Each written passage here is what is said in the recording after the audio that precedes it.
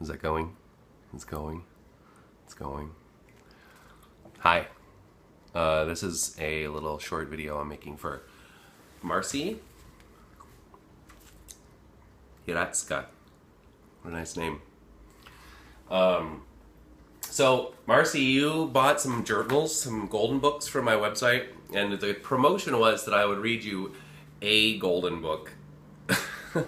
I don't want to sit and read 3 golden books to you, but you did buy 3, and I'm going to give you my reasons why I'm not going to read them to you. If you want a refund, I'm going to send you them as journals, but it takes like a minute to read these things and then like to upload the images to the videos to Facebook or to YouTube's. And it's a pain in my balls, and I just don't want to do 3. But I don't want to do this one because this one, you're a really racist person, Marcy. This book is fucked up, and you don't want anyone to know that you were gonna like tarnish yourself by even owning this shit. It's terrible. Disappointed in you. This one's for somebody else. This one is Mickey Mouse's Picnic, and I could probably get through reading this one for you, but I don't want to. This one is Donald Duck and the One Bear, a turnabout tale, and I don't know what this one's about, but we're gonna find out right now, okay? Walt Disney's Donald Duck and the One Bear, a turnaround tale. Golden Book, New York, Western Publishing Company in Racine, Wisconsin. And you know, a cool thing about Golden Books is you can find the edition by like, well, sometimes it's printed down there in the little crease in the back. But nobody cares about that except total fucking nerds. Donald Duck is having some pizza and he's got cousins or nephews. It's confusing duck family nonsense. Donald Duck was taking something out of the oven when his 3 nephews walked into the kitchen. "Those pizzas sure look good," said Huey. "2 of them do anyway," said Dewey. "What's the other one?" said Louie, wrinkling his nose. "That's my personal favorite," said Donald as he set the pizzas on the table. "Pineapple and sardines, and there's a pizza with pepperoni on it for Daisy, and one with sausage for you boys." "Yummy," chorused the boys, reaching for their pizza. "Don't touch," scolded Donald. Let me cut them. We'll go get Daisy first, and the pizza will be just cool enough to eat when we get back." No sooner had they left than a shaggy brown bear came down the street. See, upsetting the sort of suburban tranquility with his bearishness. When he got to Donald's house, he stopped, he sniffed and sniffed. Something smelled good. The bear lumbered up to the sidewalk to the kitchen window and looked in. When he saw the pizza sitting on the table, he gave a happy little growl and crawled in through the open window. This bear has a collar on, which is weird. The bear tried to pick up a piece of the Daisy's pepperoni pizza, but it was too hot. He picked up a piece of the boy's sausage pizza and took a bite, but it was too cold. Then he tried Donald's pineapple and sardine pizza, and it was just right. He ate one piece after another until it was all gone. With his tummy full of pizza, the bear looked around for a place to rest. He wandered into the living room and sat down on the couch where Huey, Dewey, and Louie always watched TV. The couch was too soft. This is total ripoff. We all know how this is going to end. When he tried the chair where Daisy sat when she came to visit, but he didn't sit there very long. Daisy had left her knitting with the needles in it. At last, he sat down in Donald's favorite rocker. That was just right. He rocked, and he rocked harder, and he rocked harder still until crash. The chair suddenly tipped over backwards and spilled the bear onto the floor. Grumbling to himself, the bear lumbered upstairs. He wanted to sleep on something that didn't move. So first he tried Huey's bed, but it was too small.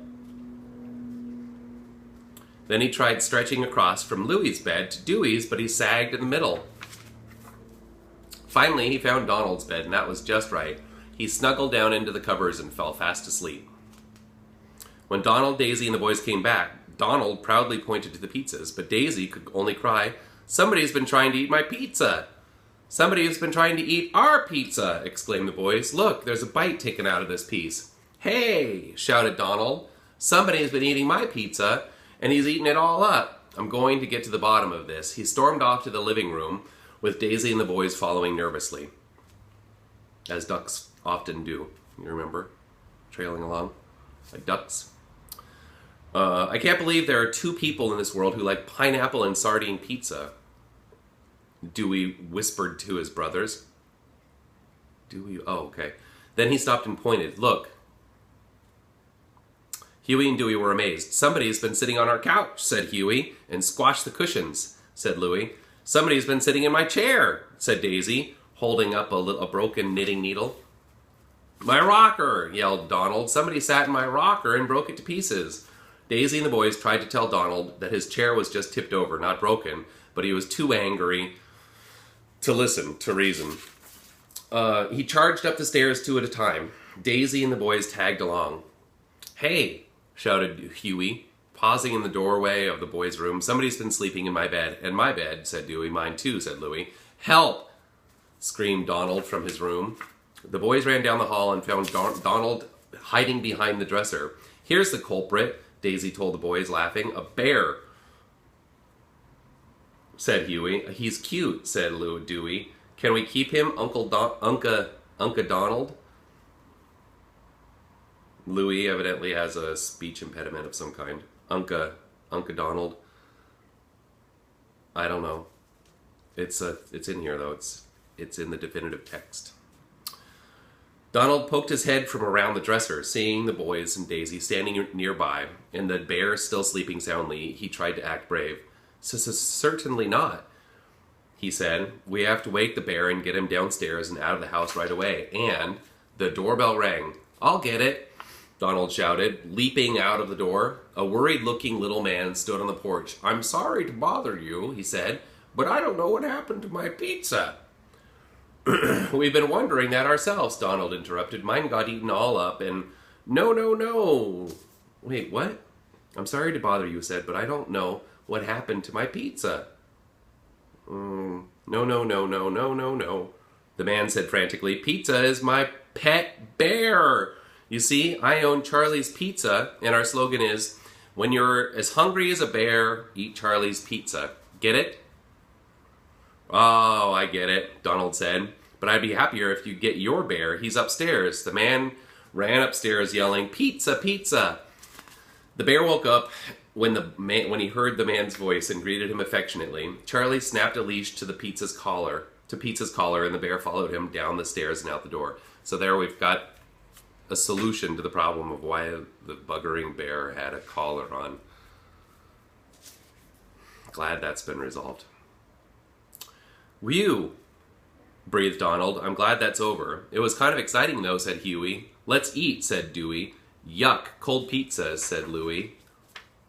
Just then, the doorbell rang again. It was Charlie holding 3 big boxes. I want to give you this reward for finding my bear. 3 piping hot, extra-large pizzas. Hooray, the boys cheered. How very kind, said Daisy. I hope you like them, Charlie added. They're Pizza's favorite, pineapple and sardine. Thanks again for finding them.